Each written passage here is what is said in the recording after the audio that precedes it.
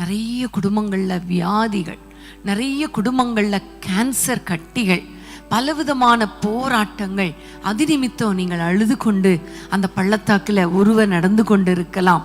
பிரியமானவர்களே, தாவீது சொன்னாரே, நான் மரண இருளின் பள்ளத்தாக்கிலே நான் நடந்தாலும் பொல்லாப்புக்கு பயப்படேன், தேவரீர் என்னோடு கூட இருக்கிறீர், உமது கோலும் உமது தடியும் என்னை தேற்றும் என்று சொன்னாரே. இன்றைக்கு ஒருவேளை நீங்கள் பலவீனத்தோடு இருக்கிறீங்களா? அந்த பலவீனமாய பள்ளத்தாக்குல அழுது கொண்டே போய்கொண்டு இருக்கிறீங்களா? வலி தாங்க முடியல, அரிப்பு தாங்க முடியல, ஸ்கின் அலர்ஜி தாங்க முடியல, கிட்னி ப்ராப்ளம், வயிற்று வலி, அல்சர் ப்ராப்ளம். இன்னைக்கு கூட அந்த லைவ் சாட்ல எத்தனையோ பேர் அல்சர் ப்ராப்ளத்துக்காக அல்லது தங்களுக்கு அருமையானவர்கள் ஹாஸ்பிட்டல்ல அட்மிட் பண்ணப்பட்டு இருக்கிறாங்க, ஆப்ரேஷன் நடக்கிறது. இதற்காகலாம் ஜெபிக்க சொல்லி மெசேஜ் அனுப்புனீங்களே. இப்போ நீங்க ஒருவேளை வேதனையோடு கூட உட்கார்ந்துருக்கலாம் இல்லையா?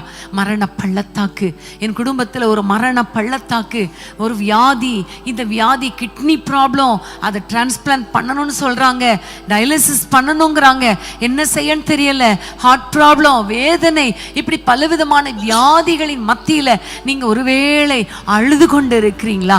லிட்டரல் அப்படியே அழுது கொண்டு இருக்கலாம். ஒருவேளை இருதயத்துக்குள்ள நீங்க அழுது கொண்டு இருக்கலாம். இப்ப ஆண்டவர் உங்களை பார்த்துதான் சொல்லுகிறார், எப்படிப்பட்ட அழுகையின் பள்ளத்தாக்கா இருந்தாலும், அது மரண பள்ளத்தாக்காவே இருந்தாலும் ஒரு பொல்லாப்பு உங்களுக்கு நேரிடாது. உங்களுடைய துக்கங்களை கர்த்தர் சந்தோஷமாய் மாற்றுவார். அழுகையின் பள்ளத்தாக்கை உருவ நடந்து அதை நீருற்றாக்கி கொள்ளுகிறார்கள் என்று சொல்லிவிட்டு அடுத்த வசனத்திலே பார்க்கிறோம், அவர்கள் பலத்தின் மேல் பலம் அடைவார்கள். ஆமென். நீங்கள் பலவீனத்தின் நிமித்தம் அழுது கொண்டிருந்தால் நீங்கள் பலன் அடைவீர்கள். எல்லாம் ஜெபிக்கலாமா?